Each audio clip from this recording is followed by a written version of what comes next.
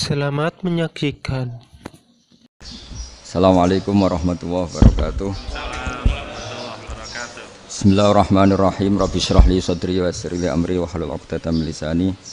Allahumma shalli wa sallim ala sayyidina Maulana Muhammadin wa ala alihi wa sahbihi ajmain. Amma ba'du. Ini yang saya hormati pertama, pengatur saya ini Profesor Dr. Haji Maskuri. Yang cara ngomong tidak kayak profesor tapi kayak jurkam.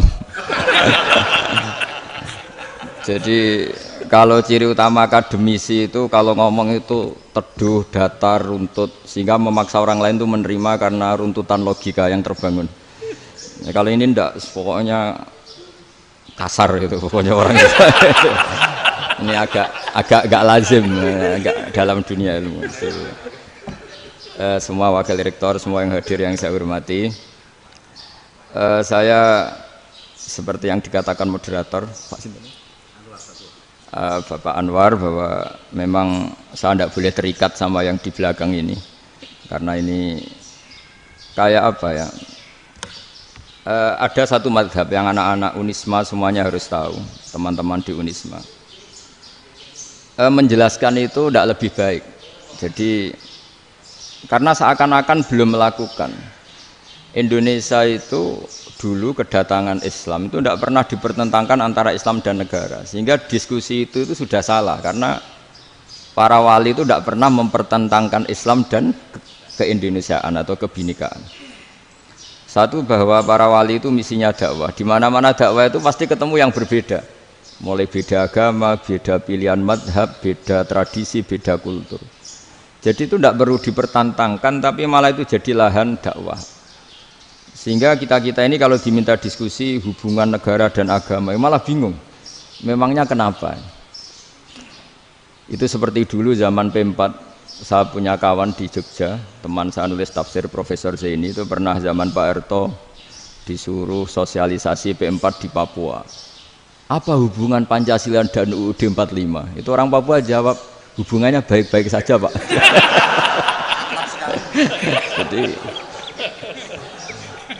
yang unik itu ketika disuruh baca Pancasila, 1 Pancasila, 2 ketuhanan yang Maha Esa. Nah, akhirnya 6 kan? Kenapa Pancasila jadi 6? Yang unik itu ketika ditanya, ini saya melihat langsung di TV 7 itu, Indonesiaku ini.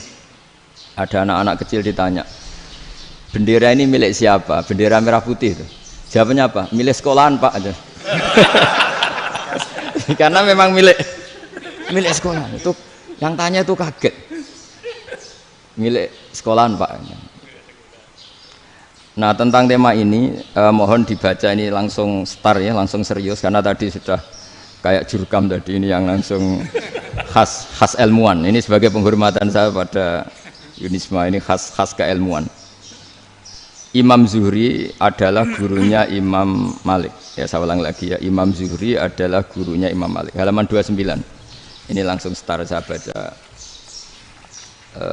halaman 29. Dan ini terutama yang para punggawa-punggawa ini. Saya baca ya. Ini teks tidak ada yang saya rubah, memang persis seperti ini. Bismillahirrahmanirrahim. Yaqulu Zuhri, ini gurunya Imam Malik. Fama futiha fil islami fathun qablahu kana a'zama minhu.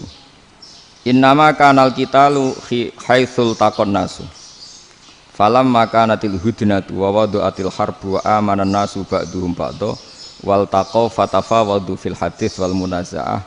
Falam yaklim ahadun bil islami yaqilu syai'an illa dakhula fihi. Walaqad dakhalataini kasanaten mithlu man kana fil islam qabla dzalika au aktsar.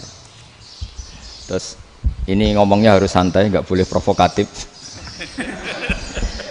Begini, kita tahu dalam perdamaian Hudaybiyah itu poin-poinnya itu semuanya merugikan Islam. Di antaranya adalah jika yang Islam masuk kafir harus dibiarkan karena berarti masuk ke habitat asli.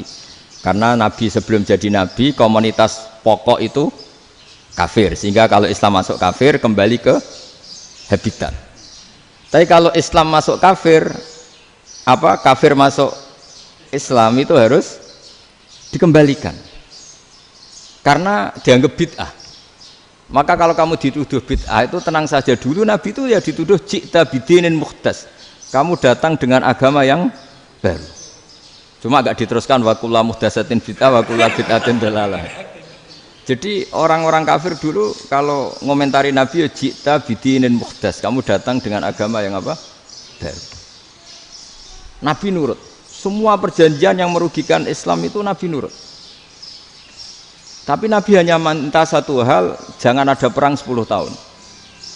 Dan orang boleh seminar, boleh diskusi tentang Islam. Ya ini dengerin betul ini. Jadi saya tidak akan provokatif, ini pakai logika. Nanti bisa dipakai disertasi doktor. Tapi saya minta orang boleh diskusi, boleh seminar tentang Islam. Akhirnya saat itu juga ada orang yang masuk Islam. Di depan tulisan itu belum kering istilahnya. Datang ke situ namanya Abu Jandal bin Suhail bin Amr. Itu datang ke Nabi, ya Rasulullah saya ini mau masuk Islam. Kata orang-orang kafir, ini pertama Muhammad, kamu komitmen enggak sama perjanjian? Kalau kamu komitmen harus kamu kembalikan. Nabi bilang, ya Abu Jandal kamu kembali ke mereka, ke habitat mereka, yaitu menjadi kafir. Di komunitas kafir maksudnya.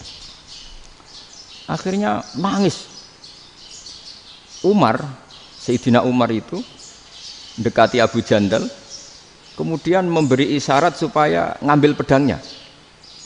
Jadi isyaratnya wong ini baca ora wis. Maksudnya orang-orang kafir. Tapi Abu Jandal nggak mau. Singkat cerita akhirnya kembali ke komunitas kafir. Tapi yang dikatakan Imam Zuhri cara analisis. Ini nggak bisa pakai provokatif, harus pakai analisis. Innama kanal qitalu haitsul taqon nasu. Yang namanya perang itu menjadikan orang tidak berpikir jernih. Ini poin yang diambil oleh Rasulullah. Kalau dibahasakan Nabi curi kesempatan, maksud Nabi dikatakan mencuri, meskipun itu hanya bahasa ya. Enggak mungkin lah kita bahasakan seperti itu. Saya ulang lagi ya.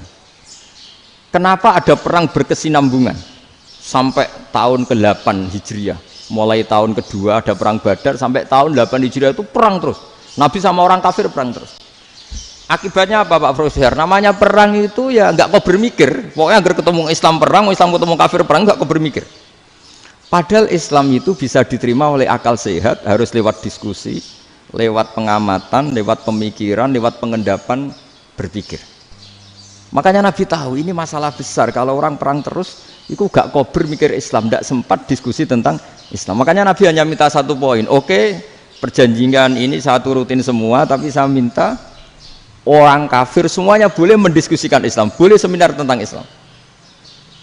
Mereka bilang iya, pada pikiran mereka kan diskusi paling piye. Ternyata betul, ada diskusi. Terus temanya gini, kira-kira bener di Muhammad Abu Jahal. Terus Tuhan Muhammad sama Tuhan Abu Jahal itu keren mana? Diskusi. Tuhan Muhammad itu khaliqus samawati wal ardi, yang menciptakan langit bumi. Sebagaimana kampanyenya Muhammad. Ya mereka masih jangkar bilang Muhammad. Kalau Tuhan kita, ya berhala itu yang kita bikin, yang kadang rusak, yang kadang kudanan, terus lemutan, pokoknya terus diskusi. Kita kok bener pengirannya Muhammad. Terus Muhammad Abu Jahal. Mulai dhisik Muhammad itu ratau bodoh nih. Mulai dulu Muhammad tuh gak pernah bohong. Abu Jahal, waduh, wis bodoh nih ngongkonan. Wis ribet kan? Dan semua diskusi itu mengarah ke kebenaran Islam. Wah, akhirnya ngomong kafir sing tokoh-tokohnya cara Jawa yuk. Wah, semane jebule masalah ini kan. Artinya gini, kalau kita ingin Indonesia damai, sebenarnya yang untung itu Islam. Karena Tuhan yang menciptakan langit dan bumi tentu gak akan diperbandingkan atau akan dikalahkan oleh Tuhan yang lahirnya saja sudah di bumi. Misalnya kita menjual Tuhan Allah, siapa itu yang menciptakan langit bumi, yang ada sebelum langit bumi? Bandingkan dengan Tuhan yang lahirnya di bumi, ada tanggal lahirnya, ada aktenya, itu kan sudah ribet kan? Begitu juga kalau memperbandingkan tokoh. Muhammad itu siapa? Tokoh yang bisa menyatukan pan-Arabik, tokoh yang begini-begini, yang sayang istri, sayang keluarga. Dibandingkan dengan tokoh Abu Jahal, Abu Lahab yang corong jauh penggaweannya yang ngerugikan orang lain. Akhirnya orang itu mulai tertarik sama Islam. Makanya kata Az-Zuhri, pakai bahasa dulu. Falam yaklim ahadun bil Islam. Tapi kalau sekarang yang populer itu bahasa yatakallam. Sebenarnya yang benar itu bahasa kalimah yaklimu kalaman karena masdarnya itu kalam berarti sulasi nopo mujarrad. Tapi di fiilnya itu mujarradnya enggak kelaku. Jadi di fiilnya takallama yatakallamu. Tapi untuk masdarnya yang kelaku kalaman. Jadi ini agak unik, agak enggak lazim. Sebenarnya kan takallama yatakallamu takalluman, tapi di masdarnya kalam populer. Tapi di fiilnya tidak populer. Saya teruskan ya. Ini penting sekali. Jadi menjual Islam, kalau boleh dibahasakan menjual, itu tetap enak dalam kondisi damai. Karena kalau kita perang, itu bawaannya kalau ketemu ya perang. Kalau ketemu perang, sehingga orang itu rakober diskusi loh. Saat benernya Islam sampai kafir itu bener di. Karena tidak kober diskusi, tidak sempat diskusi, orang yang milih yang kafir. Karena yang mayoritas yang kuat. Sementara Islam zaman itu lemah. Lah Nabi itu yang diminta hudnah, yang penting kita damai. Terus orang boleh mendiskusikan benar mana kita dan mereka. Ya setelah diskusi ya tadi kan nggak mungkin Allah yang begitu keren hebat pencipta langit bumi dibandingkan berhala yang mengurus dirinya sendiri saja tidak bisa. Walhasil terus orang mulai tertarik sama Islam dan aturannya nggak boleh dilarang diskusi itu. Nah makanya saya pernah ditanya beberapa profesor di Jogja, Gus suatu saat kalau kampus paling keren di Jogja ini ada Islamic Studies, kemudian pengajarnya dari berbagai agama, ini riskan nggak bagi Islam? Saya jawab, asal yang didiskusikan Islam itu nggak masalah, yang repot itu nak umat Islam. Karena kalau umat Islam yang jadi percontohan, banyak raja yang dolim, banyak pemimpin muslim yang dolim, terus identik dengan Islam itu jadi dolim kan ribet. Ya kalau pas umat Islam, kalau Islam yang kumat kan jadi masalah kan. Nah ini kan terus jadi beda umat Islam sama Islam yang lagi apa? Kumat. Singkat cerita terus Islam mendapat posisi yang luar biasa. Nah makanya di sini diistilahkan falam makanatil hudnah, ketika ada perdamaian wa amanan nasu ba'dum ba'do, orang merasa aman, itu fatafawadu fil hadis wal munazaah. Mereka berdebat, munazaah itu berdebat. Keren mana konsep Muhammad dengan konsep Abu Jahal? Keren mana konsep Tuhannya Muhammad dengan Tuhan kita? Terus diskusi dan mereka akhirnya ikrar, wah yang benar ya Muhammad lah. Di mana-mana Tuhan tuh ya sebelum langit dan bumi, di mana-mana Tuhan ya punya reputasi menciptakan. Masa Tuhan reputasinya diciptakan, kayak berhala dan sebagainya. Ibadah juga gitu. Ibadah wong kafir itu kalau tawaf itu telanjang, ibadah Muhammad santun pakai pakaian. Terus akhirnya mereka mulai tertarik Islam. Sehingga saya lihat di beberapa tafsir, saya memang tidak akan ngomong yang tidak serius, ngergani Unisma ben sawangane pemikir serius. Di Quran itu sampean lihat di tafsir Tobari itu ada ayat bal naqzifu bil haqqi 'alal batil fayadmaghuhu fa idza huwa zahid. Qadzafa itu kalau di kamus tak lihat itu takallama bila dalilin. Qadzafa itu ya pokoknya sekenanya. Artinya gini, kebenaran Islam atau kebenaran hak itu kamu taruh sekenanya saja itu tetap menang. Apalagi kamu taruh secara teratur, kamu taruh sekenanya saja itu tetap menang. Sehingga di sini banyak sahabat yang hidup di Cina. Sekarang juga banyak orang alim yang milih hidup di Amerika, banyak orang alim yang milih hidup di Inggris. Dan mereka pede, percaya diri karena kebenaran itu kamu letakkan di mana saja, itu tetap akan menang, akan menemukan momentum kemenangannya. Misalnya gini, contoh paling gampang. Dulu para peneliti, saya ulang lagi dulu para peneliti itu ya datang kemana-mana, termasuk Ibnu Battuta, termasuk Ibnu Khaldun, ya semua peneliti itu suka neliti. Setelah diteliti, Quran itu satu-satunya kitab suci yang membicarakan sains, misalnya tentang falak, tentang astronomi, tentang asal-usul kejadian manusia, kejadian makhluk. Juga bicara tentang geografi, geologis, semuanya. Sementara kitab lain hanya cerita tentang mawaid wal hikam wal ibar. Jadi diteliti kayak apa, pada akhirnya hak ini yang menang. Bal naqdhifu bil haqqi 'alal batil fayadmaghu fa idza huwa zahid. Saya berkali-kali cerita, ada ulama yang ahli matematika. Ketika ditanya kenapa kamu suka ngajar matematika, sampai muridnya itu ragu, ini guruku mlebu swarga ta ora, penggaweane mulang matematika. Tapi para muridnya bermimpi bahwa Imam Amudi itu disuruh ngajar para malaikat. Dan itu pede betul dia. Kata Allah, ini ulama saya yang iman kepada saya setingkat iman kamu.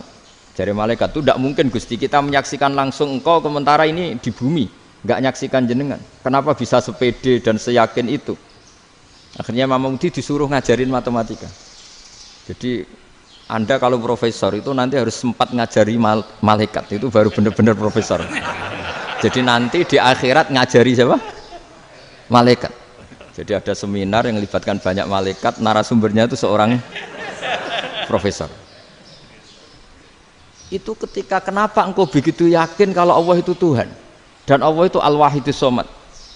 Terus Imam Amudi mulai nulis angka gak beraturan. 2, 3, 4, 5 sampai 1 miliar, 1 triliun, pokoknya nggak beraturan. Kata beliau, nisbatus naini wasalasa ila ma la nihayatalaha iku nisbatul far'i ilal asli. Mbok angka sebanyak apapun, 2 dibanding 1 ya far'ul wahid, 3 dibanding 1 ya far'ul wahid. Semua angka yang nggak terhingga pun dibanding 1 semuanya far'ul wahid. Semua angka sebanyak apapun itu cabang dari angka 1. Fakullu hadil awalim far'un minal wahidis shomad, yaitu Allah Subhanahu wa ta'ala.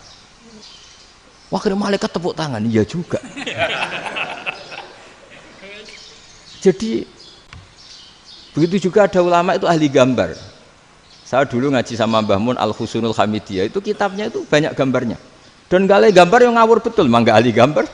Saya Apple, sempurna lele. Semua gambar bangunan, gambar sapi, pokoknya gambar. Ternyata dia menemukan Tuhan itu dari gambar. Gambar serapi ini atau seruwet ini sama. Gambar rapi sama ruwet itu sama kalau dalam pandangan tauhid. Dimulai minan nuqtah al-wahidah. Kowe cek gambar sing rapi sing indah, cek gambarmu elek, dimulai dari 1 titik. Dan titik ini nuqtatil wujud, yaitu Allah Subhanahu wa ta'ala. Jadi nak cara ahli tauhid gak penting gambare api, menang lomba atau ora penting. Butuhe hadis surah ini gambar baik yang rapi maupun ndak adalah min nuqtah dari 1 titik. Alam raya sebanyak ini mbok gambar mbok ora, cek mulai Mars sampai Jupiter kabeh semua bentuknya yang banyak ini semuanya min nuqtatil wujud, yaitu dari titik wujud. Ini kok Allah Subhanahu wa ta'ala. Di sini hebatnya ulama-ulama, mbok dia pengajar matematika, mbok pengajar gambar, semuanya dipakai perangkat untuk tauhid. Nah, itu kan juga bagian dari Islam damai, Islam yang sangat tidak perlu perang untuk orang dipaksa Islam, nggak perlu provokatif kayak tadi pidatonya rektor jenengan tadi. Jadi ciri utama ilmuwan tuh kalau ngomong datar tapi logikanya nggak terbantahkan, itu ciri khas ilmuwan. Kalau ciri khas politikus kalau ngomong itu keras, provokatif lah kira-kira gitu. Tapi isinya biasa. Nah, saya berharap nanti semua profesor doktor itu datar tapi isinya ya kualitasnya bagus ini. Mentes.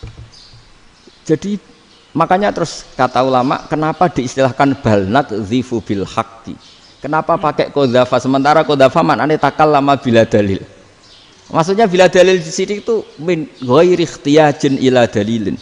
Kebenaran itu memang enggak butuh dalil. Apa kita perlu dalilnya apa? Buktinya apa? Kalau 3 itu cabang dari 1. Wong gendeng yakin yang takok gitu pas orang gendeng. Wong 3 cabang dari 1 kok ditanyakan buktinya apa? Itu min awalil bidah. Pertama orang pasti tahu kalau 3 itu far'ul wahid. 1 juta juga far'ul wahid. 1 miliar juga far'ul. Gambar yang sebanyak apapun ya dimulai dari 1 titik. Cek gambar benar maupun yang tidak. Akhirnya apa? Ulama dulu itu sebegitu rileks nerangkan tauhid. Lalu kenapa asma ini yang ya ini kan khas NU ya, khas pesantren. Sebenarnya saya keberatan pakai istilah khas NU, pakai khas pesantren karena NU itu anaknya pesantren, jangan dibalik pesantren anaknya NU karena sebelum ada NU itu ada pesantren. Tapi kayaknya Unisma lebih suka pakai bahasa NU dan saya ya agak-agak orderan yang terpaksa disuruh ngomong. Ini agak apa ya, agak kacau sebetulnya ini agak kacau. Jadi NU itu sama pesantren itu tua pesantren. Jadi NU dilahirkan pesantren, bukan dibalik pesantren dilahirkan NU. Sehingga barokahnya didirikan pesantren ini, kadang nyuwun sewu sekali Mbah Hasyim itu kadang ide besar beliau itu ora dituruti wong NU. Jadi Mbah Hasyim cara kula kok dadi Mbah Hasyim ya mangkel. Mbah Hasyim itu ngarangno kentong. Nggih ngaramno beduk, tapi wong NU nganggo kentong. Beduk. Dan uniknya Mbah Hasyim enggak tersinggung. Karena ciri khas pesantren itu membolehkan perbedaan apa? Pendapat. Itu masyhur khilafnya Mbah Hasyim sama Mbah Fakih Mas Kumambang itu sampai dikitabkan. Saling ngeritik, saling macam-macam lah. Jadi cara berpikir Mbah Hasyim ketika Nabi rembukan, ini gimana ya cara menentukan waktu sholat ya? Ya pakai kentong ya Rasulullah, dzakalin nasara itu untuk orang Nasrani.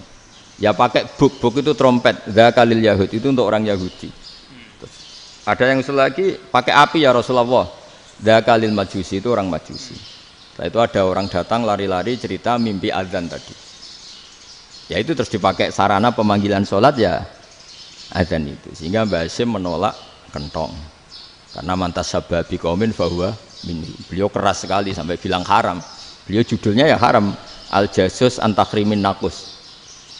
Setelah naskah itu sampai ke Mbah Fakih Mas Kumambang di Gresik situ, di daerah Dukun situ. Dulu nggak ada WA ya, jadi sampainya ya lama. Makanya saya sampai sekarang nggak punya WA karena ya saya ulama kan, kalau WA-an terus ya jadi ulama.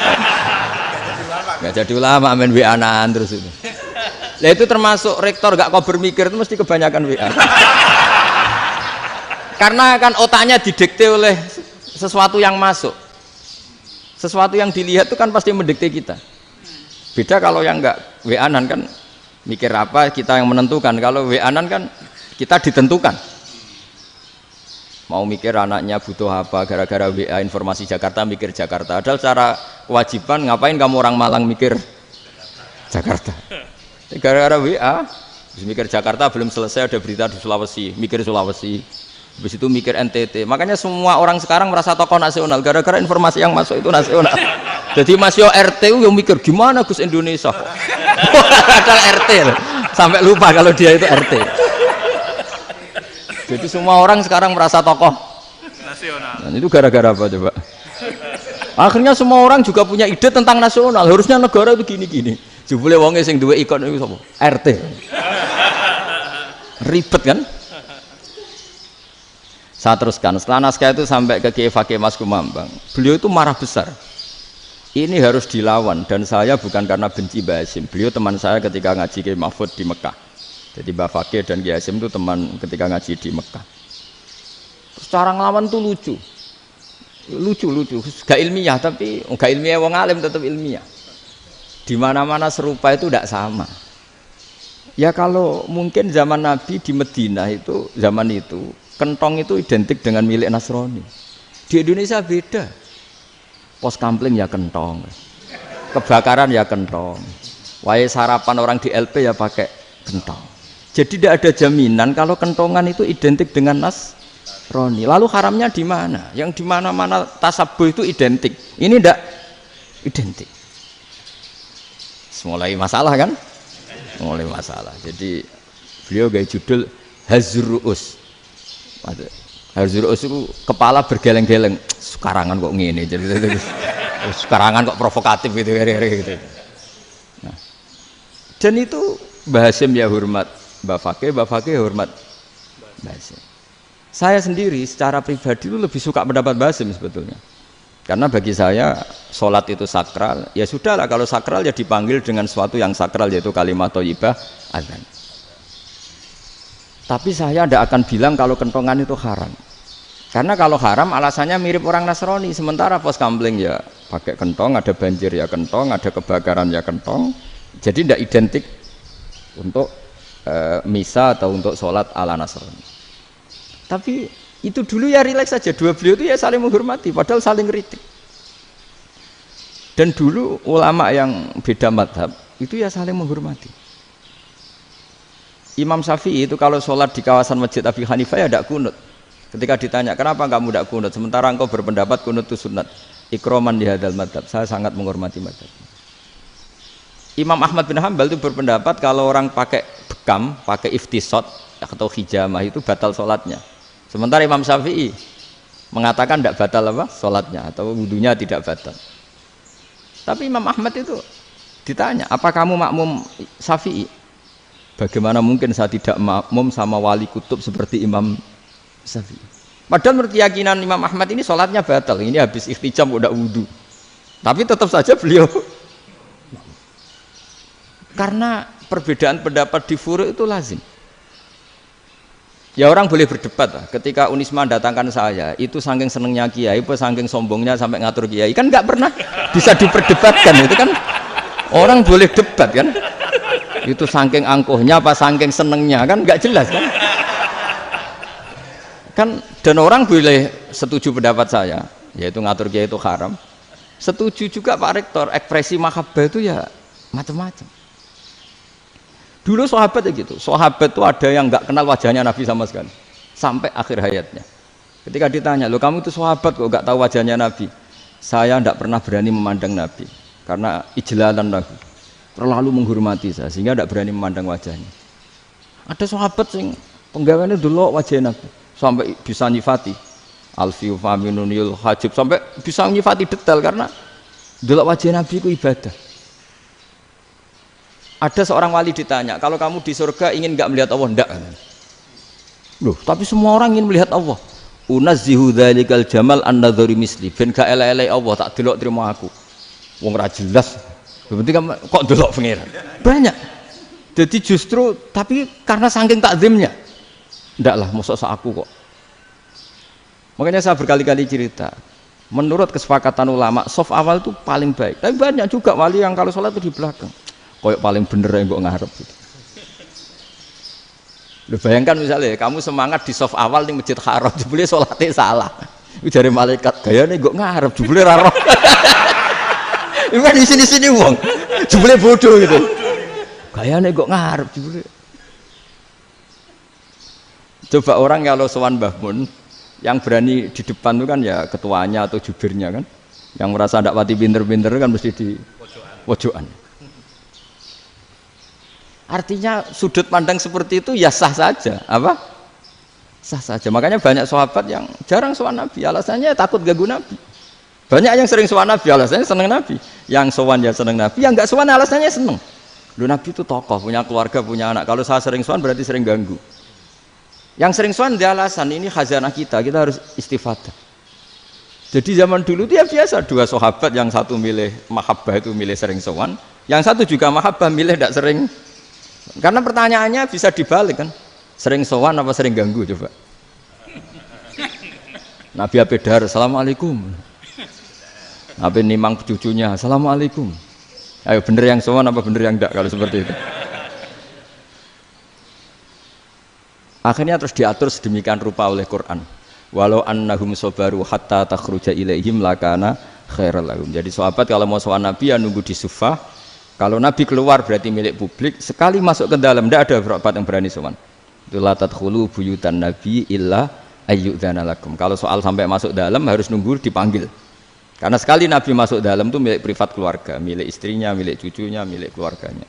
Jadi Nabi sekali keluar ke ruang itu berarti milik publik. Itu terus jalan tengah. Karena kalau langsung masuk, bayangkan saya itu sering menyaksikan. Mbah Mun habis ngaji 2,5 jam ngaji Jalalain. Baru masuk, assalamualaikum. Padahal yai mungkin mau ke kamar mandi, mau ini itu. Jadi dulu itu Quran sangat modern. Sebelum ada dokter ngatur tamu, rektor ngatur tamu itu Islam sudah modern. Dia kan nggak fair kan? Misalnya saya ke Unisma harus janjian pakai ini, terus kalau misalnya ke sini selonang-selonang kan lucu kan, mentang-mentang kiai terus juga sowan-sowanan selonang-selonang. Padahal kalau kita mau ke mereka pakai protokol. Sering tidak fair dunia ini, tapi karena aku kiai ra oleh gelo ya sudah. Akhirnya saya memutuskan gak gampang kemana-mana karena itu. Saya sering didatangi ajudannya menteri, Gus mau ada tamu dari Jakarta tanggal ini, mesti saya bilang, mereka milih tanggal yang mereka kosong, kok tidak mikir apa saya pas itu kosong. Tak jawab enggak lah, sebelum diatur bahasanya dan tawaduknya gitu. Akhirnya dibalik, datang lagi, Gus jam jenengan kosong apa kita menyesuaikan. Lah itu lagi dia akhlak kata saya. Itu baru punya akhlak kata saya. Bukan masalah ini, bukan masalah gengsi ya. Saya sendiri itu dolan ke alumni itu jarang karena ya takut. Kiai kan yo nganggur jam 09.00 nganggur, jam 10 nganggur. Bisa saja alumni itu kerja di pabrik, bisa saja yang latihan ekonomi di pasar. Sehingga kalau saya datang jam 9, iki kiai sing nilai santri ini, apa kiai sing ganggu santri. Nah karena orang ini melakukan rutin gak kok berpikir, pokoknya ngono jenenge silaturahim. Mau nyerah kok berpikir, padahal kalau diangen-angen ini kiai yang nilai santri ini, apa kiai yang ganggu santri ini karena datang di jam kerja. Nah, bayangkan kalau kebenaran dulu itu dikawal oleh satu peradaban perang. Jadi Nabi sesuai diangen-angen mbek Nabi. Perang Badar menang Nabi, perang Uhud menang wong kafir, perang ini gonta-ganti. Apapun itu yang penting satu kesimpulannya, cara Rasulullah kesimpulannya satu. Orang tidak kober mikir kebenaran secara mengendapkan pikiran dengan pikiran jernih. Maka hebatnya Nabi ketika perjanjian, pokoknya saya minta nggak ada perang. Dan orang boleh mendiskusikan Islam. Itu luar biasa idenya Nabi. Karena bawaan perang itu orang kan nggak kober mikir. Ibarat seorang misalnya seneng satu perempuan, ketemu rivalnya langsung perang kan gak mikir. Tapi kalau kau bermikir, diangen-angen cawe wedok iku ora seneng aku. Untungnya apa untuk wong ayu ora seneng, malah mau loro hati. Terus sudahlah, buruan dialihkan kemana kan gitu. Itu nak mau amen WA-an tukaran lewat SMS atau tarung langsung ora kau bermikir. Tapi kalau kau bermikir, akhirnya berpikir nih. Perempuan tadi sebenarnya yang disenangi siapa? Oke, ternyata senang Pak Erick. Sudah kita ngalah. Karena tidak ada nikmatnya kan menikahi perempuan yang sama sekali tidak mencintai kita. Tapi kalau nak kau berpikir pokoknya diprovokasi, wah kue kalah mbak A, kue kalah mbak B, pikirannya kan, ojo sampai kalah. Bareng wis menang ternyata ada lah. Nah bayangkan Islam itu seperti itu dulu, dipertarungkan. Doang Islam itu dinu aklin, agama yang diterima dengan akal sehat. Tapi sekarang ukurannya perang, yang menang berarti benar, yang menang benar, kan terus jadi repot. Itu Nabi tidak ingin, makanya Nabi ingin sudahlah, nggak ada perang. Nah, makanya kata Imam Zuhri, fathul Islam terbaik adalah orang boleh diskusi tentang Islam dan tidak ada perang. Lagi-lagi penting, tidak perang itu penting, silmun itu penting, perdamaian itu. Setelah tidak ada perang, akhirnya fatafawadu fil hadis wal munaza'ah, orang boleh diskusi apa saja, termasuk boleh adu polemik. Konsep satu Tuhan dan Tuhan banyak diperdebatkan. Akhirnya Nabi secara rileks bisa menjelaskan. Muhammad, urusan kita banyak. Kalau Tuhannya satu tidak cukup, Tuhan harus banyak untuk menyelesaikan berbagai urusan. Ada Tuhan bagi rektorat, bagi ya, macam-macam kan. Ada Tuhan untuk ngurusi utang, ngurusi BPKB, macam-macam. Terus kata Rasulullah, enak saja Nabi jawabnya. Ya kalau kamu punya majikan banyak, perintahnya beda-beda, kamu mangkel enggak, bingung enggak? Ya susah mat. Kalau majikannya banyak, perintahnya beda-beda, kita jadi repot.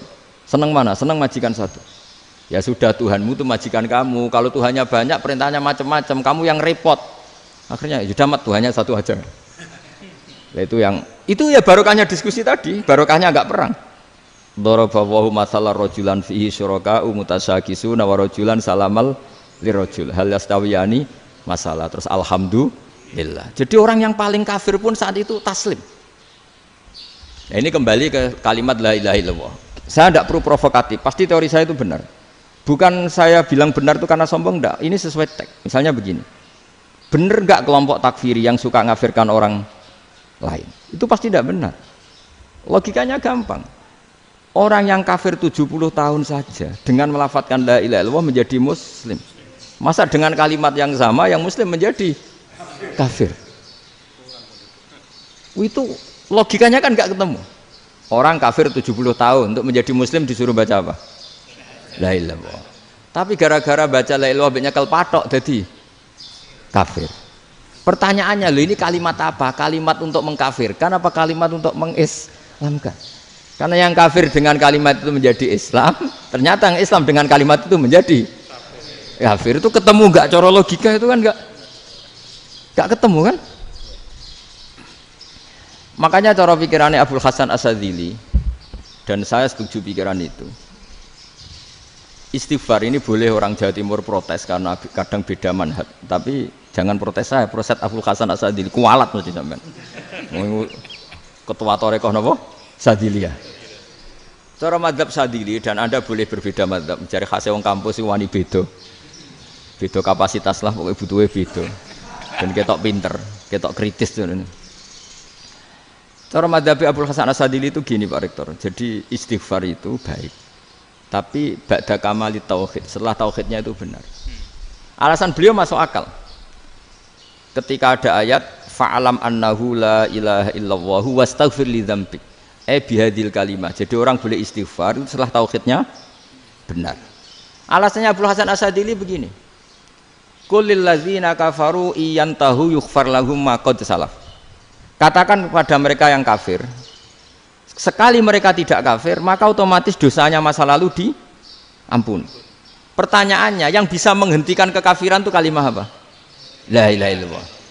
Dengan hanya melafadzkan la ilaha illallah Muhammadur Rasulullah langsung yughfar lahum ma qad salaf, langsung dosanya diampuni. Berarti yang menjadi pengampun dosa lah, penyebab pengampunan itu apa? La ilaha illallah. Itu bahkan orang kafir belum istighfar. Di ayat itu kan Allah enggak mensyaratkan setelah la ilaha illallah istighfar baru diampuni, enggak. Asal la ilaha illallah langsung yughfar lahum ma qad salaf. Saya ulang lagi ya, jelas ya. Jadi kulil ladzina kafaru iyantahu yughfar lahum ma qad. Nah, sekarang iyantahu, mereka berhenti dari kafirnya. Syaratnya pakai apa? La ilaha illallah Muhammadur, itu langsung yughfar lahum ma qad. Artinya apa? Ghufranullah itu bisa didapat hanya dengan mujarrodut tauhid, yaitu hanya dengan melafadzkan kalimah thayyibah. Dan sahnya istighfar juga berdasar kalimah thayyibah itu. Misalnya gini, orang kafir sebelum Islam melafadzkan astaghfirullah, astaghfirullah, astaghfirullah, kira-kira diterima enggak? Enggak kan? Karena syaratnya istighfar ba'dat tauhid. Nah, makanya dalam madzhab Sadili istighfar itu setelah la ilaha illallah. Karena cara pandang ya seperti itu. Jadi fa'alam annahu la ilaha illallah wastaghfir li dzambi. Jadi dengan kebenaran tauhid saja ini sudah cukup kita insya Allah layak diampuni. Karena innallaha la yaghfiru ayyusyraka bihi wa yaghfiru ma duna dzalika liman yasha. Jadi orang yang tauhidnya benar itu bisa diampuni Allah asal tauhidnya benar. Itu Allah ngendikan liman yasha wa yaghfiru ma duna dzalika liman yasha. Dawe Imam Suyuti walam yakun liman yastaghfir. Jadi orang yang bertauhid secara benar meskipun gak sempat istighfar itu tetap potensi diampuni. Karena bawaan tauhid itu sudah menjadi layak diampuni. Kayak orang kafir sekali ngelafadzkan kalimat tauhid mbok gak istighfar langsung diampuni. Nah, karena melihat seperti itu terus orang berlomba-lomba memperbanyak jumlah ngelafadzkan la ilaha illallah. Jadi kita yang alim, kita semua, saya tidak bilang saya, kita termasuk yang di pinggir-pinggir saya ngaku alim ora masalah lah soalnya. Kita semua yang alim-alim itu tahu bahwa la ilaha illallah itu super. Sudah bawaannya tauhid, juga punya kelayakan diampuni. Nah, kemudian nasib kita agak sial. Malah kalimah ini dituduh bid'ah, dituduh khurafat. Mergo Nabi enggak pernah tahlilan, Nabi enggak pernah. Nabi gak pernah tahlilan, kalau diartikan Nabi ora tau maca la ilaha illallah nek gak kalimah itu. Nah, ini provokatif ini. Jadi ini sudahlah keanehan-keanehan ini kita terima karena ciri utama wali, ciri utama ulama itu wa udhu fisabilillah, harus pernah disakiti. Jadi kalau Unisma sakit karo dituduh apa? Dituduh bid'ah itu berarti belum calon ulama. Calon ulama itu wa udhu fisabilillah, harus disakiti. Jadi kalau kamu disalahpahami itu ya harus santai. Provokatif tadi. Iya, termasuk provokatif tadi. Termasuk diatur tadi. Jadi kalau cara berpikir kan, karena mereka itu memang kalau kita turutin itu memenya itu terlalu, kadang menghujat kita itu. Enak ya jadi KNU, ada orang mati datang, kiainya dapat makan, dapat rokok, terus pulang. Jadi apa? Terus kita kayak tersangka terus. Kita kan kayak tersangka terus. Tertuduh terus itu. Terus yang orang NU ya memenya juga nggak kalah ekstrimnya. Boleh ya ajaran orang nggak boleh ngasih-ngasih kiai gitu. Berarti boleh dong ajaran kikir. Jadi memang kadang apa ya? Cangkem elek lah bahasa kasarnya itu. Itu memang kadang lebih mengenakan kalau kita datang ke acara mayat kan dapat makan, dapat minum. Kalau yang sohibul bed rokok ya dapat rokok. Kalau kiainya dapat wajib, kadang 20.000, kadang 50.000. Terus memenya itu kok setega itu ya ada orang meninggal kok malah kita makan-makan. Seakan-akan kan kultur ini biadab kan gitu. Tapi yang orang NU kebalikan balas. Oh ternyata nggak boleh ya mayit disodakoi. Ternyata nggak boleh ya orang dermawan. Berarti Islam membolehkan medit ya gitu. Model ini kan. Angen-angen itu luwih mandi timbang takbir ya kan. Karena ini kan memicu emosi kan. Memicu apa? Emosi. Nah, tapi saya kalau disuruh bela mana itu tidak ada yang saya bela. Ya seorang sudah lah kalau mau nganggur saja sudah itu. Ya tapi itu memang apa ya? Itu khazanah Islam. Ada yang kritik, ada yang enggak. Ya itu memang khazanah. Ya biasa aja kalau saya biasa. Karena dulu ulama itu sudut pandangnya itu ya seperti itu. Ada yang ulama suka ibadah itu sholat, ada yang milih apa tidur.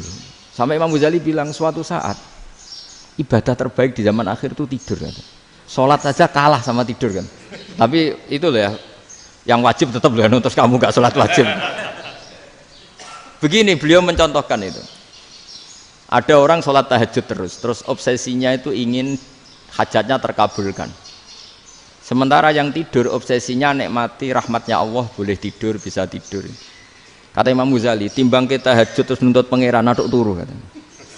Mergo engko dia akibat terus setan memberi bisikan, lho nyatanya kamu tahajud ya gak terkabul. Berarti cerita bahwa Nabi ngendikan kalau doa tahajud mustajab enggak.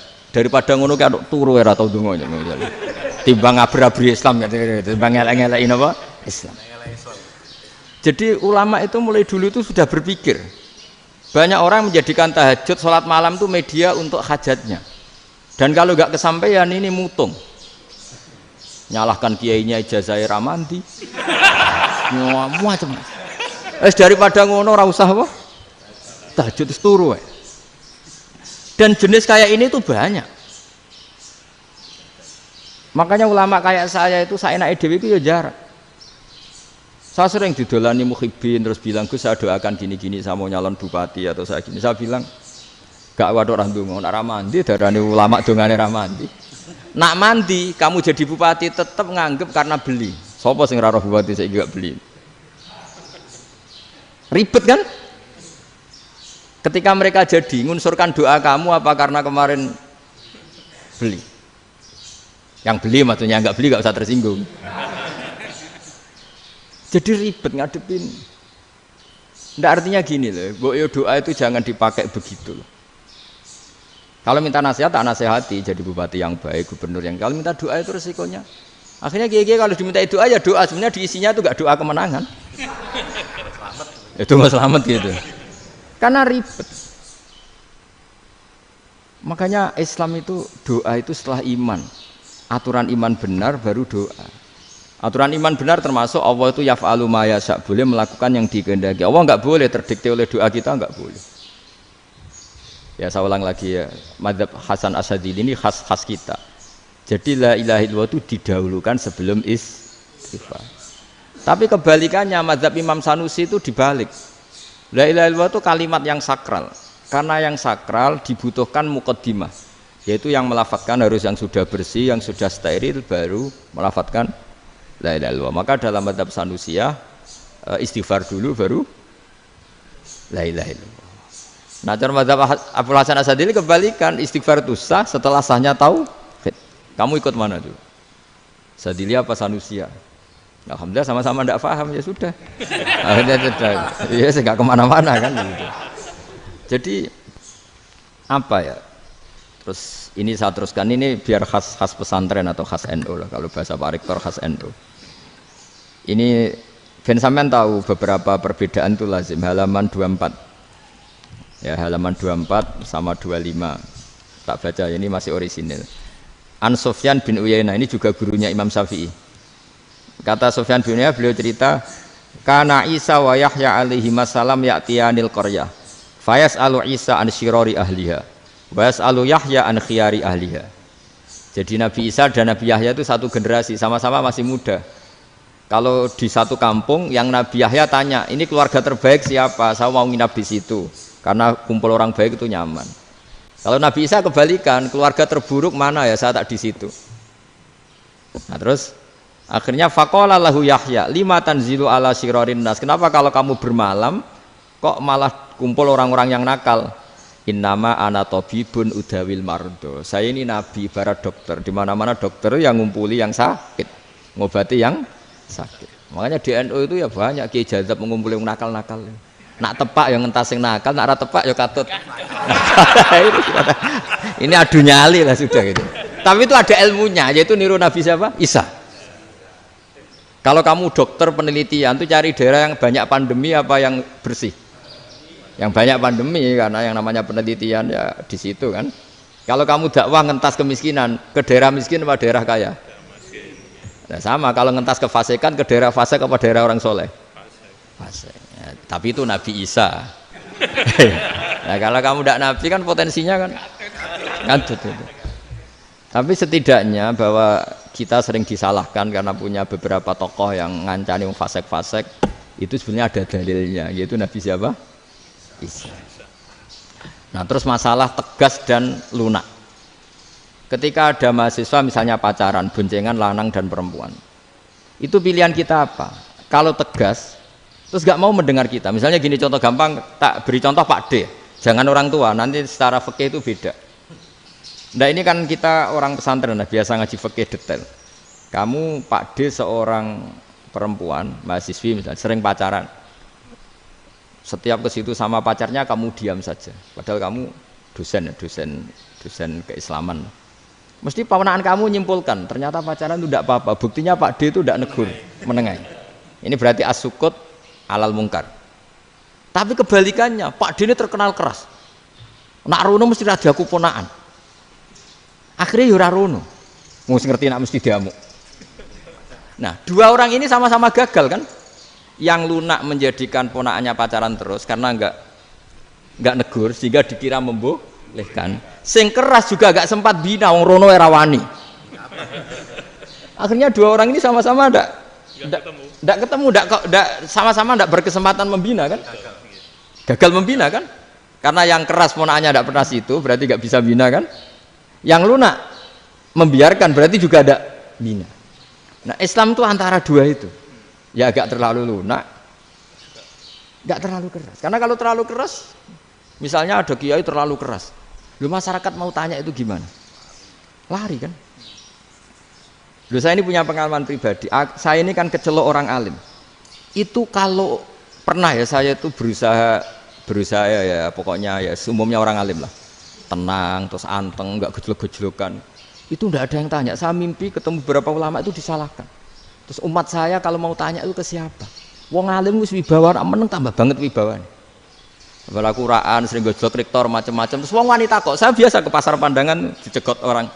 Gus, putri saya itu sering keluar darah tapi melebihi batas haid gini-gini. Kalau badhe sowan jenengan, gak usah sowan ning kene mbek ngadeg-ngadegan. Terus tanya, yang haid berapa hari, Gus? Ya supaya rudat ilal adat. Adat sebelum dia punya penyakit istihadah itu berapa? 6 hari ya sudah, kembali 6 hari lainnya mustahadah, tetap sholat, tetap normal. Tapi kalau saya wibawa, moro pasar gue tasbih seduwilu. Iku mesti wong salaman njaluk donga yakin. Tapi baru kayak rada uraan ketemu wong-wong, dol pening ndi? Mak pening ndi? Gus beneran Gus ketemu jenengan kula wingi badhe tua kok. Akhirnya tanya. Dadi uraanku iku amdan. Lho nek sampean asli, iki asli uraan. Karena ndak uraan lah tetap ndak wibawa kan. Jadi baru kayak uraan itu ya banyak. Saya itu kalau ngantor di Jogja itu banyak orang yang tanya. Ya biasa tuh, banyak macam-macam. Karena saya uraan. Ke pasar ya orang, bahkan di bis sering ketemu orang. Wah beneran Gus kalau badhe sowan jenengan badhe tanya ini. Ya sudah di sini aja. Jadi semua itu diilmoni. Nah, Nabi itu punya sisi yang dua-duanya jalan. Memang beliau luar biasa, dipilih Allah yang luar biasa. Nabi ketika wibawa itu banyak sahabat yang bahkan mengenali wajahnya aja tidak bisa. Ka'anna ala ru'usihim at-tayr. Bayangannya seakan-akan di kepalanya itu ada burung yang takut terbang, saking antengnya. Tapi Nabi sekali mengeluarkan job, sekali santai, itu sahabat tanya itu sampai yang nggak pantas ditanyakan. Nabi saat tadi kumpul istri saya, tapi tidak inzal, itu wajib mandi ndak. Aro'aita law anna ahadana ya'ti imro'atahu walam yunzil. Itu ya ditanyakan. Nabi pun kumpul mboten saged inzal sepundi. Guys metu lagi. Terus ya ada yang tanya macam-macam. Ya saking ada sahabat dipanggil Nabi tambah lari, dipanggil lagi tambah lari. Panjenengan nyeluk, oh pas kula kumpul bojo kula. Lah kula kuwatir jenengan orang suci, saya belum mandi, makanya saya lari. Nabi ngendikan innamal mukmin thahir, ya nak masalah ketemu kiai ra apa-apa ijek junub. Penting kok nak salat ya dhisik. Tapi Nabi sekali pakai mazahirul jalal, tapi pakai wibawanya, itu orang nggak berani ngomong. Tapi sekali Nabi rileks, itu orang bisa tanya apa saja, termasuk halal yang nggak pantas. Lalu ada sahabat itu tanya lucu, tanya Maimunah. Maimunah itu ya cantik tapi sudah agak tua lah. Maimunah, ya umal mukminin, hukumnya ngambung bojo pas Ramadan ubi. Wah gak roh aku, gak tahu diambung kan Nabi pas Ramadan. Tanya Saudah, wah malah orang-orang diambung kalau Saudah itu kan istiwa itu.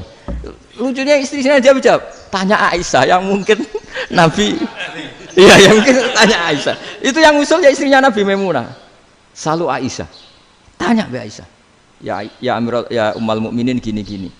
Aisyah yang cantik masih perawan kan. Qabbalani Rasulullah bahwa oh Nabi biasa ngambung-ngambung pas Ramadan dan beliau tetap puasa. Akhirnya fakih ngarang kan wa takbil fi Ramadan wa tublah la tubtilu shauma ngambung ora. Iku ya udah biasa di sini. Ya nasi bojone ayu.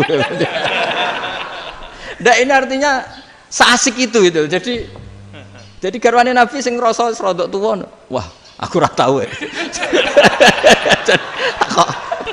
Kok Aisyah. Serilek itu dulu itu. Maksudnya orang Islam pertentangan itu. Maksudnya ini ya balik semua ini bedanya orang pesantren sama orang kampus. Kalau orang kampus mau cerita agama itu rahmatan lil alamin, tapi nyontokno rileke ora iso.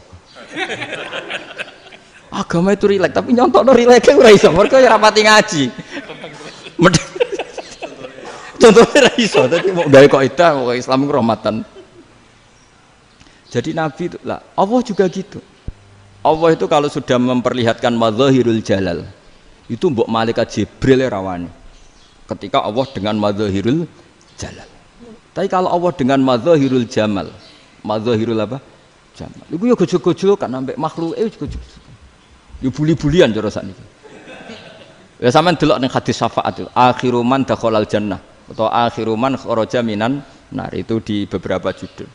Ada seorang rojul yang ahli neraka ya, dintas mbek pangeran terus ditudono swarga. Gusti, swarga, ngiler tok ora wong wayu, roh wis ngiler tok. Ngger njaluk Gusti mosok roh tok ora oleh mlebu. Jarimu asal mlebu metu kon neraka ora njaluk-njaluk meneh.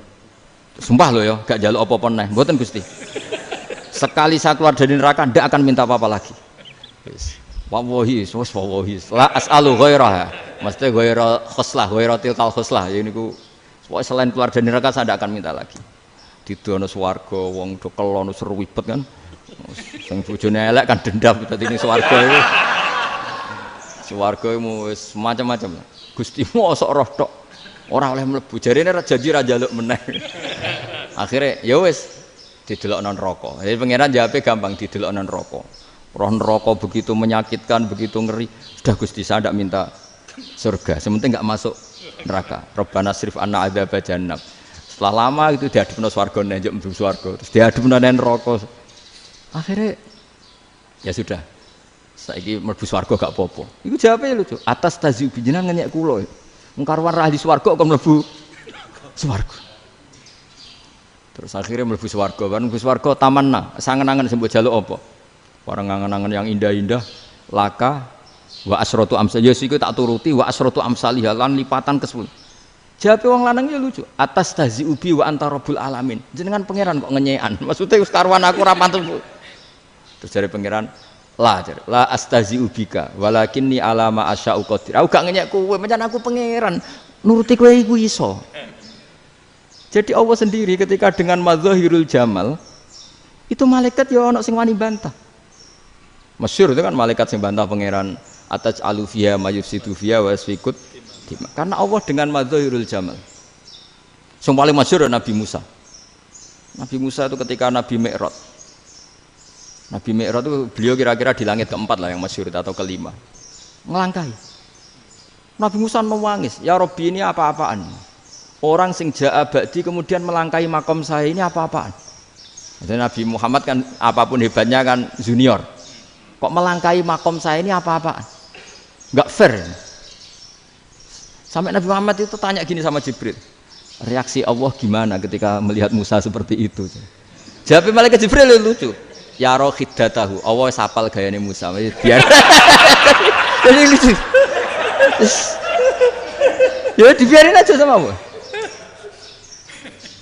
Tapi wong jenenge Nabi Musa itu kekasihnya Allah. Tetap berkah bagi kita. Betul. Ketika setelah Mi'raj diwajibkan sholat 50. Gentena Nabi Musa kelihatan nabinya. Sebenarnya Nabi Musa itu sebetulnya loh, enggak menguntungkan kita sebetulnya. Tapi yang menguntungkan. Sebenarnya enggak niat menguntungkan kita, tapi menguntungkan. Nabi Ibrahim kan di langit ke-6, keren lah. Konti jong ketemu Allah ngeten-ngeten kan sholat 50. Karena Nabi Ibrahim terkenal Nabi baik enggak bantah. Bareng Nabi Musa. Kenapa diceluk pangeran? Kula kan salat ping 50. Inna ummataka la tutiku dalik. Wah, gak kuat umatmu. Serai-rai gak umatmu ora ngarah kuat 50 rokaat. Tapi sebenarnya Nabi Musa itu niatnya bukan membela kita. Fa inna ummati la umatku sing gagah-gagah ra iso meneh umat. Berarti sebetulnya ya itu masih pakai gengsinya sebetulnya. Wes ngono-ngono lah sementing kita untung. Sebetulnya dia itu enggak terima wong umat saya aja yang lebih kuat. Enggak kuat apalagi umatmu. Dan terus sebutin irji ila rabbika fas'alhu takhfif. Itu berarti Allah dengan madzahirul jamal. Sudahlah, datang ke Allah minta keringanan. Allah itu baik. Minta, ambek Allah diringanan mau 5 tok, jadi cek 45. Balik ke Nabi Musa, piro 45, cek ra kuat umat. Wong umatku ra kuat, jadi sebenarnya dia bilang umatku ra kuat. Lho cara Nabi Muhammad model wong Malang, yo beda umatku mbek umatmu. Ribet kan? Beda. Lho Nabi Muhammad kan enggak seperti itu kan? Enggak punya akhlak Malang kan? Akhlak. Maksudnya akhlaknya mujur itu loh, akhlak yang baik gitu loh. Ya, akhlak yang mujur lah, bukan yang Malang gitu. Jadi Nabi ya manut. Tinggal 40 kan, dikurangi lagi 35 sampai 9 kali kan? Masyhur itu. Ya kan kalau dikurangi 55 kan berarti turun naik kan 9 kali. Itu setelah 5 itu Nabi Musa cek usul, masih ragu. Itu cara Nabi munggah nentek. Ini entek ya. Terus iya doa tuntas betul. Bisa bebas. Terus munggah ado-ado lha opo? Ngapain itu? Akhirnya Nabi Muhammad sudah sampun ya kalimah Allah, saya ini malu sama Allah Musa. Sudah 9 kali dan diturutin terus. Jadi Allah kalau dengan madzahirul jamal itu Nabi Musa biasa nego sama Allah. Tapi ketika Allah dengan madzahirul jalal itu Nabi Musa enggak berani. Yaitu di hadisus syafa'ah. Hadisus syafa'ah ketika manusia datang ke Nabi Adam, ya'tuna Adam. Ya Adam anta abul basar ngene isfa'li lana inda rabbik. Kamu saya minta mensafaati kita. Nabi Musa, Nabi Adam inna rabbi qad ghadibal yawma ghadaban lam yaghdab qablahu mislah wa la yaghdab ba'dahu mislah. Ini Allah sedang murka besar dan tidak akan murka seperti ini lagi. Sudah saya tidak berani, nafsi. Nabi Ibrahim enggak, termasuk Nabi Musa ketika itu ya enggak berani. Karena Allah dengan madzahirul jalal. Itu Nabi Musa enggak berani. Sudah saya sendiri itu pernah salah. Yaitu saya membunuh seseorang yang enggak disuruh oleh Allah membunuh itu. Yang pas jotosi orang Kipti. Akhirnya datang ke Nabi Muhammad. Pas ke Nabi Muhammad, Allah dengan madzahirul jamal. Dengan madzahirul jamal sampai Kanjeng Nabi ngendikan analah saya akan memintakan syafaat kalian. Terus fa ahmadu rabbi bima hamida allamaniha rabbi. Saya muji Allah dengan pujian-pujian yang orang lain tidak tahu, hanya saya yang diajari, kata Rasulullah. Nah di sini menurut banyak ulama termasuk kitab yang saya baca, kenapa Muhammad sebagian namanya Ahmadu? Itu dari af'al tafdil fa Muhammadun Ahmadu min ghairihi. Muhammad Rasulullah itu kalau muji Allah di atas cara mujinya nabi yang lain. Jadi Ahmadu bukan dari fi'il mudhari' lil mutakallim tapi dari af'al apa? Tafdil. Fa Muhammadun Ahmadu min ghairihi. Bahwa Kanjeng Nabi Muhammad sallallahu alaihi wasallam itu cara mujinya Allah di atas pujian para nabi. Makanya di sini Sayyid Ali Zainal Abidin kalau muji hamdal hamidin wa fauqa hamdil hamidin. Jadi pujian saya ini di atas rata-rata cara mereka apa? Memuji. Yaitu sirinya apa? Nabi itu tahu bahwa akhirat itu tidak bisa batasi Allah. Kamu tidak bisa nyemprit Allah. Allah, ini akhirat loh. Amal sudah ada manfaat. Ingat itu. Tidak bisa seperti itu. Allah itu nggak bisa tunduk sama konstitusi yang bernama akhirat. Artinya Allah meskipun di akhirat tetap duwe hak yaf'alu ma yasa atau yaf'alu ma yurid. Enggak bisa kamu terus wah ini akhirat, amal ra iso dikirim wong mati, amal ra iso dikirim. Yo pangeran kok mbok atur. Kalau kita yang mengirimkan enggak bisa, tapi kalau Allah tetap bisa. Makanya ada kiai mengatakan kodok qadar ora iso dirubah, itu kamu. Makanya ada seorang kiai ditanya, kodok qadar ora iso dirubah sekali dicatat selesai. Jari kiai tadi, tapi nak Allah iso. Dalile apa ya yamhu ma yasau wa yusbit. Nak Allah ya iso, sing ra iso kan kita. Nah, Nabi itu tahu betul meskipun akhirat itu Allah masih bisa dinego saking baiknya. Akhirnya Nabi sujud, masyhur itu terus, ya Muhammad irfa' ra'sak wasal tuqa wasatu safa. Semat sirahmu angkat. Kowe apa tak turuti. Terus semenjak itu Nabi minta apa? Syafa. Artinya apa? Ketika Nabi lain berpikir bahwa akhirat ini membatasi amal karena sudah Nabi tahu betul kalau Allah tetap Allah yang enggak terbatas kekuasaannya, enggak terbatas rahmatnya juga saat di akhir. Makanya disebut fa Muhammadun Ahmadu min ghairihi. Makanya wa mubasyiran bi rasuli ya'ti mim ba'dismuhu Ahmad. Jadi makanya terus banyak GNU sing macam-macam lah. Ono sing potongane wedi terus hati-hati. Niku berarti makome Madhahirul Jalal. Ono sing amen guyon nek makome Madhahirul Jamal. Ono sing ra jelas ngene iki, sing ra jelas. Nak guyu buanter kok nak nangis yo buanter. Jebule urusan utang. Lah ini sudah yang udah. Jadi makanya yang rileks saja. Sebenarnya agama ini santai, rileks karena agama ini harus bifarohin wasururin. Enggak boleh agama ini dibawa dengan kekerasan, dengan antisosial. Karena agama ini harus kul bi fadlillah bi rahmati fa bidzalika falyafrahu, harus senang, harus rileks. Makanya saya jadi kiai itu senang takutnya gini.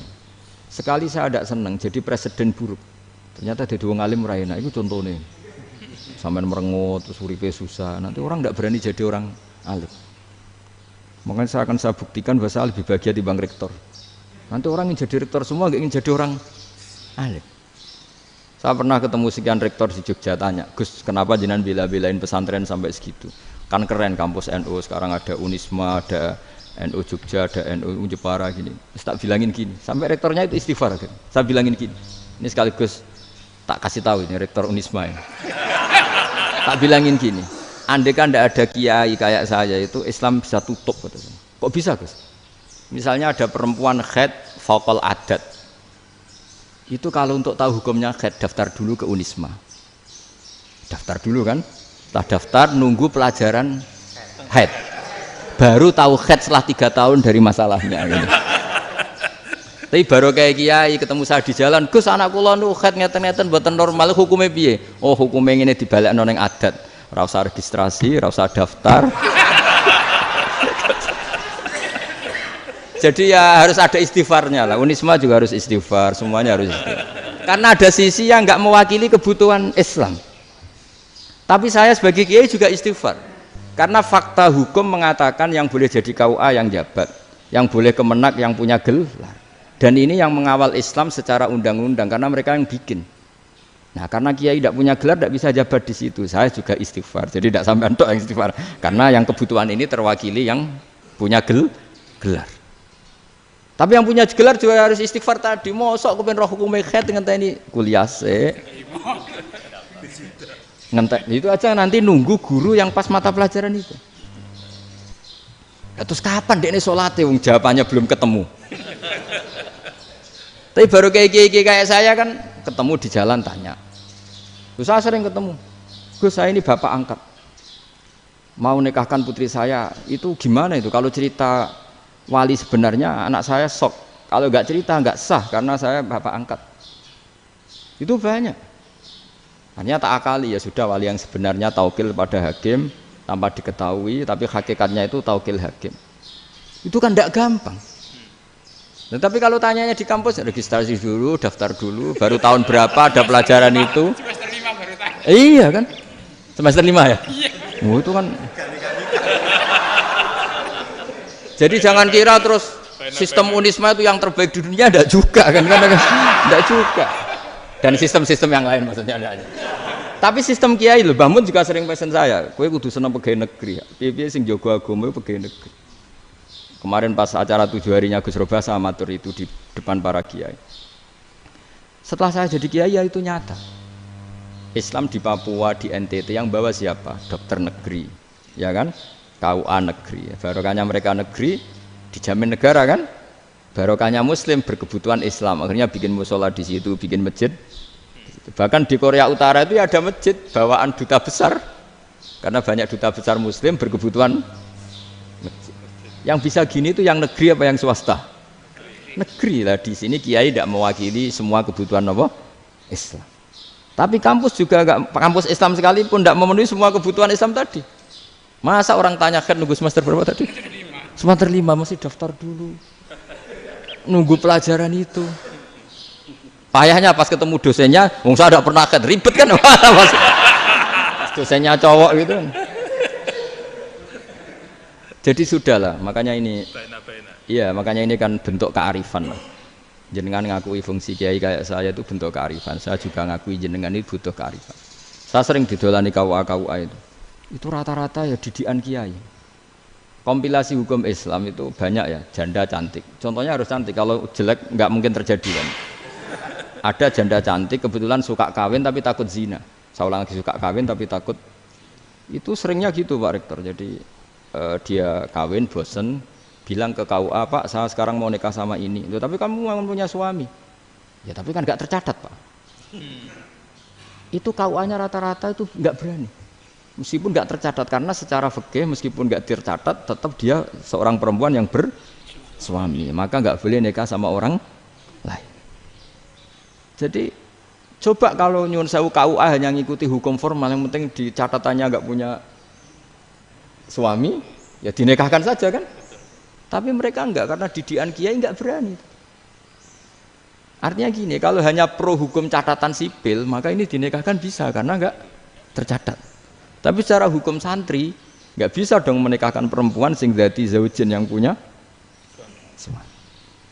Jadi ini barokahnya kerjasama yang baik. Jadi di masyarakat itu tertanam didikan kiai, enggak boleh nikahkan perempuan yang suami, tapi di KUA ngikuti hukum formal. Dan di Indonesia itu KUA itu rata-rata konsultasinya ya sama kiai, sehingga ya nggak berani akhirnya, meskipun aku ya udah mlebu rokok mbak gak iso. Dan itu banyak. Seorang lagi ya, makanya ini kan pesantren itu nggak boleh mati. Orang kiai-kiai kayak saya nggak jelas-jelas itu harus lebih jelas lagi. Karena ini yang on time, yang online, yang siapa saja bisa tanya. Saya itu SMS saya itu nggak punya HP WA. HP jadul itu SMS-nya tiap hari tak berapa, orang yang tanya dari Kalimantan, dari Aceh. Gus di kampung saya ada masjid 2 itu yang Samana, ada yang dari orang perkotaan, Gus di perumahan baru ada masjid, yang Jumatan baru orang 12, sah enggak? Ya langsung saya jawab, sah. Dalilnya ini. Ya sudah, nah, tapi kata Imam Syafi'i gini harus orang 40, itu madzhab Syafi'i, dalam madzhab yang lain gini-gini. Itu kalau tanya rektor itu kan ribet. Masuk ajudan dulu, asisten dulu, panjang.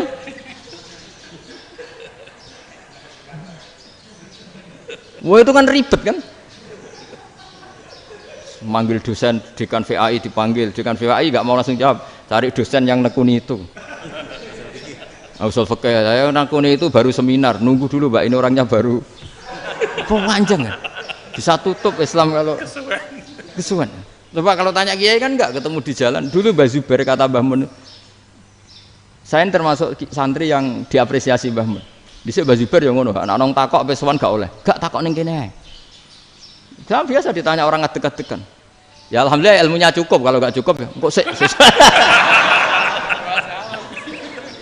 Jadi sebetulnya orang sopan itu ya agak-agak ada yang ditutupi sebetulnya.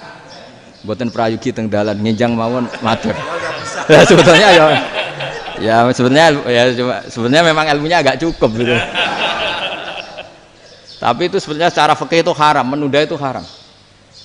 Yo haram tuh. Coba bayangkan ya, kalau tanyanya sekarang, Gus saya ini sudah keluar darah 1 bulan penuh, padahal normalnya hanya 6 hari. Saya nanti sholat enggak? Kalau nginjang mawon dugi kula, berarti kan hari ini belum ada keputusan. Sholat apa enggak kan? Tapi karena modus tadi, boten prayogi nggih ngendikan ngoten teng dalan nginjang tengen kula. Itu kemungkinannya 2, sopan atau goblok itu saja. Kayaknya kalau sopan enggak lah. Kayaknya enggak lah kata saya. Karena secara fikih itu jelas haram. Bagaimana mungkin sesuatu yang harus dipraktekkan nanti duhur dijawab besok, berarti duhur, asar sampai subuh belum ada jawaban, berarti enggak ada sholat kan? Makanya dibutuhkan orang-orang alim yang kultural seperti ini, dan NU menghormati kultural. Tapi Mbah Mun juga sangat menghormati Islam formal karena tadi produk-produk formal itu bisa dilembagakan oleh negara dan itu kita ikut untung gitu. Makanya Mbah Mun itu kalau punya tamu KUA, punya tamu polisi sampai pejabat itu. Kenapa saya contohkan KUA? Supaya jangan kira seperti pendapat orang-orang hasud, wah ya mesti aja disolani presiden seneng, menteri seneng. Enggak juga, sebenarnya semua kiai itu mulai KUA sampai polisi, polsek, polres itu seneng semua. Karena sama-sama diajak mengawal bangsa ini, diajak mengayomi semua masyarakat. Tapi kadang-kadang masyarakat ngeritiknya, jenenge kiai disolani menteri ya seneng presiden. Padahal yang sowan kiai itu ya mulai KUA, Kapolsek, kepala desa, RT, Mudin. Itu Mudin kalau tanya ya lucu-lucu. Gus kalau nate nyembelih pitik kemanian, pitike go gedhe man. Akhirnya wis ngerti nak kemanian langsung tak sebelah meneh terusane ku sah ta ora. Ribet. Ya tak jawab, lah pitike pas iku jek urip ta ora? Terus urip Gus, wis sah cara mazhab Malik kerja urip. Karena itu ada perdebatan antara mazhab Malik dan mazhab Syafi'i. Nah, cara Imam Syafi'i itu agak ketat. Hewan yang punya kehidupan sudah muttoribah, misalnya ayam jago, contohnya harus jago, karena kalau ayam kecil diikhlaskan haram. Jadi, yang cilik wae kan gitu. Fikih itu ya, fikihnya orang Indonesia itu pecundang. Kalau ayam kecil nggak ditanyakan, mate ra wis. Kalau jago ditabrak truk kejet-kejet. Andai kan nggak disembelih pun mesti mati. Itu cara mazhab Syafi'i itu haram. Karena penyembelihan ini tidak menjadi penyebab kematian, tapi memang karena kecelakaan tadi. Tapi cara mazhab Imam Malik enggak. Andai kan nggak disembelih, matinya kan 2 menit lagi atau 1 menit lagi. Andai kan nggak disembelih. Berarti mati sekarang itu bawaan pisau apa bawaan kecelakaan? Ya sudah halal gitu caranya. Nah akhirnya ya saya bilang ya sudahlah kita semuanya mati. Jadi cara debat, cara Imam Syafi'i enggak, cara berpikir itu sudah tidak kehidupan yang normal. Yang dimana-mana penyembelihan itu mematikan yang hidup normal. Jadi agak ketat. Jika dalam contoh kemanian, kalau dalam bahasa Jawa nyembelih agak sempurna terus pesonya jatuh atau apa itu, kalau pakai mazhab Syafi'i agak kesulitan. Jadi kalau mazhab Malik asal diselesaikan secara fauron dan juga sebagian mazhab Syafi'i itu halal. Nah orang mesti tanya gitu, Gus, wedhusku tabrak truk, man Gus kejet-kejet. Tapi nak pitik cilik ra ditakokno. Makanya termasuk kritiknya Mbah Mun, tapi ini mazhabnya Mbah Mun ya. Kamu boleh ikut boleh ndak karena ini urusan ndak penting. Lha wong-wong lucu, nak ditakoki yuyu muni haram mergo amfibi. Yuyu ngerti sampean? Yuyu nggih. Tapi nak ditakoki kepiting muni halal. Mergo nak yuyu haram gak eman, nak kepiting eman. Padahal alasannya coba, kenapa yuyu haram? Karena amfibi kan, bisa di air. Pertanyaannya, kepiting seperti itu enggak? Nah, tapi kepiting kalau haram kan eman. Karena besar kan. Kalau yuyu silahkan haram kan gitu. Artinya apa? Fikih kita ya agak-agak pecundang gitu, agak-agak pertimbangan. Iya, ini lucu kan? Kualitatif. Coba alasannya yuyu haram karena apa? Amfibi kan? Hidup 2 alam. Pertanyaannya kepiting seperti itu enggak? Iya. Kenapa? Kalau orang tanya, yuyu haram apa halal? Rata-rata jawab haram. Tapi kalau kepiting mulai khilaf. Loh mestinya kan sama kan? Nah itu iya tadi saya juga sering melihat tonggo-tonggo itu ayam cuwilik sakmene ketabrak truk, nggak ada yang tanya. Tapi saya pernah jalan-jalan di Naruan sini, Ono jago ketabrak, sing duwe langsung marani kula pas saya naik motor. Gus ini halal apa haram? Nak langsung kula sebelah halal apa haram? Wis kanggo kowe halal kanggo halal. Karena saya tahu tak jawab haram mesti kecewa itu. Aduh. Akhirnya kiai ini beratnya kan. Ya akhirnya ya saya setelah itu Fatihah Imam Syafi'i ngapunten nih umat kula nu rahasia madzhab jenengan tuh ndak siap. Iya kan akhirnya pakai madzhabnya Imam Malik tadi. Ya tak Fatihah Imam Syafi'i ini mboten niat nglawan jenengan. Tapi ngobati tiang eman. Mergo pitike besar itu. Jadi ini kan cerita ya itu makanya yang rileks saja lah bahwa Islam ini yang rileks, yang menyenangkan karena ya agama ini harus menyenangkan. Raditu billahi robba. Raditu itu seneng banget, ridho itu puas. Enggak boleh beragama pertuntungan terus emosinan. Ya marem atau raditu itu marem jadi yang nyaman. Ya saya kira demikian. Assalamualaikum warahmatullahi wabarakatuh. Terima kasih sudah menonton. Jangan lupa subscribe ya.